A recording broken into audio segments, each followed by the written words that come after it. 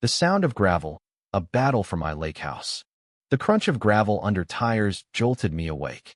Not the soft chirping of birds or the gentle lapping of Lake Serenity against the shore, but the unmistakable growl of a heavy-duty pickup truck rolling down my private driveway. It was barely 6 a.m., the Montana mist still draped over the water, turning the towering pines into ghostly sentinels. I was halfway through my first cup of coffee when I spotted them through the kitchen window. 3 men climbing out of the truck, neon vests glaring, tool belts clanking. The biggest one gripped a crowbar. My mug hit the counter with a thud. I stepped onto the porch, barefoot on the damp wood. "Can I help you?" My voice was steady, a practiced calm from years of handling crises behind a computer screen. The tall one, with a shaved head and a tattoo curling up his neck, didn't even glance my way. He jerked his chin toward my father's old boathouse, a weathered structure that had stood for decades. "We're here for the Pineview Homeowners Association," he grunted. "Unpermitted structure. It's coming down." "Unpermitted?" "On my own land." I planted myself in their path, the scent of pine giving way to the sour tang of a fight brewing. "This is private property," I said, my tone as flat as the lake's surface. "You're trespassing." The big guy smirked, lazy and arrogant. "Mrs. Harper said you'd be trouble. She also said to get it done." Margaret Harper. The name landed like a stone in my gut. One of the men, younger, with earbuds dangling, reached for the boathouse door. That was the line. Words were useless now. I turned, walked back to the house, and dialed 911. Margaret Harper wanted a war. She didn't know she'd picked a fight with a man who'd spent 15 years building digital fortresses.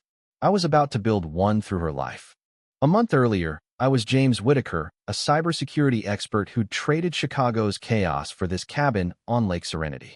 My father's death left me this refuge, a place where the cell signal faded and my thoughts could breathe. The peace lasted 2 weeks. Then Margaret Harper arrived, her sleek SUV looking out of place on my gravel drive. She stepped out, dressed for a boardroom, her auburn hair clipped sharp. "You must be the new owner," she said, her smile polished but cold. "There's a misunderstanding about the property lines." I wiped my hands on my jeans. "No misunderstanding, ma'am. I'm James Whitaker. I've got the deed, the 1975 survey map, everything." Her eyes flickered, calculating. "Old documents can be unclear. The association considers the shoreline community access for everyone's benefit." Her words were a virus, cloaked in civility, rewriting my reality. I didn't bite. She left her card president, Pineview Homeowners Association, in the railing. It felt like a warning. Then came the letter, slipped under my door, demanding I remove the boathouse and dock within 14 days. It was signed by the Pineview Architectural Committee, but it cited no laws, just raw authority. The audacity burned. That night, I fortified my life. Every document, photo, and video was encrypted, backed up on secure servers in 3 countries. I coded a dead man's switch. If I didn't check in daily, my evidence would auto-send to my lawyer. Margaret Harper was playing dirty. I was ready to play dirtier. The morning of the crowbar crew, I stood on my porch, phone to ear, reporting the trespass to the sheriff. As I waited, I activated a ghost Wi-Fi network I'd set up for research, renaming it Pineview Free Wi-Fi. The young guy with the earbuds took the bait, his phone connecting automatically. I had his device ID, MAC address, and proof he was on my land. Another brick. The deputies arrived, professional but weary. I handed them a binder. Deed, survey, tax records, all laminated and tabbed. The lead deputy whistled. "Damn, son, you're thorough." I shrugged. Old habit. The crew left, gravel flying, but I knew this wasn't over. Then I saw it on my security footage, the camera by the boathouse, slightly tilted. Digging through the recordings, I found my neighbor, Tom Bradley, a retired mechanic who'd helped me fix a window last month. He was with Margaret, pointing at my camera, shaking her hand. Betrayal stung worse than the trespass. I confronted him the next day, coffee in hand. "Saw you giving Harper a tour of my blind spots," I said. He froze, mumbling about her claiming I was a developer fencing off the lake. I walked away, the ache in my gut hardening into resolve. Margaret's next attacks were petty but relentless. A health department notice about algae, an IRS inquiry about non-existent rental income, a fake animal control complaint, even a dead fish nailed to my dock post. It was personal, designed to grind me down. I realized I'd been reacting, playing her game. It was time to change the rules.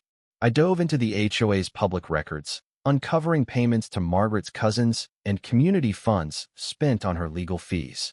I sent an anonymous email to every Pineview homeowner, titled, "Where are your HOA dues going?" with the records attached. No commentary, just facts. I pictured phones ringing around the lake, doubt spreading like wildfire. I thought it would slow her down. Instead, it made her desperate. While I was in Missoula for 2 days, she struck. I returned to find a backhoe on my lawn, a 5-foot trench gouged through my property, stopping just shy of my retaining wall. The raw earth and severed roots were a desecration. A man in a hard hat approached, cheerful, almost done with the lake access route. My rage boiled over. I called my lawyer, Sarah Coleman. "Liquidate whatever you need," I said, my voice like stone. "We're ending this." The legal battle was a slow, grinding glacier. Sarah, sharp and unflappable, countered every move from Margaret's high-priced lawyers. They thought they'd won when my office was burglarized, my evidence drive stolen. They were wrong. My case wasn't on one drive, it was a distributed network. At the Flathead County Courthouse, a no-nonsense building smelling of old paper, I sat beside Sarah. Margaret, in a navy blazer and pearls, looked like royalty. Her lawyer painted me as a litigious outsider, lamenting the unfortunate burglary. Sarah stood, calm and lethal. "My client doesn't deal in single points of failure," she said. She accessed my secure server, displaying a folder labeled Harper Evidence. The courtroom screens lit up. Emails ordering fake surveys. Video of the Crowbar crew. Wi-Fi logs pinning them to my land. Then the knockout. Documents tying Margaret to a developer, Richard Holt, planning to force me out for a luxury condo project using the community shoreline she'd fabricated. Gasps filled the room.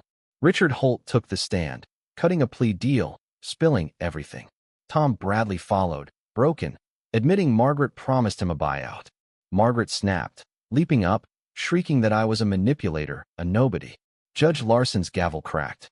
"You, madam, are guilty," he roared, listing her crimes: trespass, fraud, conspiracy. I exhaled, the weight lifting. The verdict was surgical.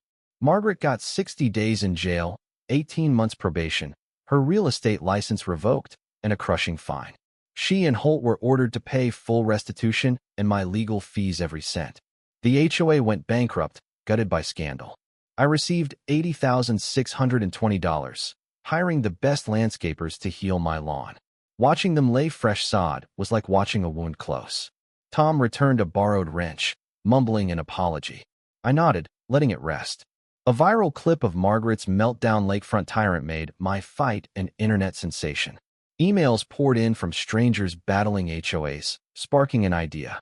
I launched the Guardian Project, a nonprofit to arm people with legal and tech tools to fight back. A month later, by a fire pit near the lake, Margaret appeared, stripped of her armor, just a gray hoodie and jeans. The neighbors fell silent. She spoke softly, eyes on the flames. 11 years ago, my son drowned in a lake. I moved here to make this place safe, controlled. I saw your freedom as a threat. I was wrong. Her voice broke. "I'm sorry. I didn't forgive," but I said, "You've got time to fix what's left." She nodded and left. Closure, not redemption. Tom raised his cider. "To stubborn men." I smiled. "And private docks." Laughter warmed the night. The lake was quiet again, the land healed. I wasn't the man who'd arrived, seeking solitude. Peace wasn't isolation, it was a fence strong enough for everyone inside to rest easy. What do you think about James's fight? Have you faced injustice or overreach in your own life, whether from an HOA, a neighbor, or a system? Share your thoughts in the comments below. Let's talk about standing up to bullies and where you draw the line. Your voice matters.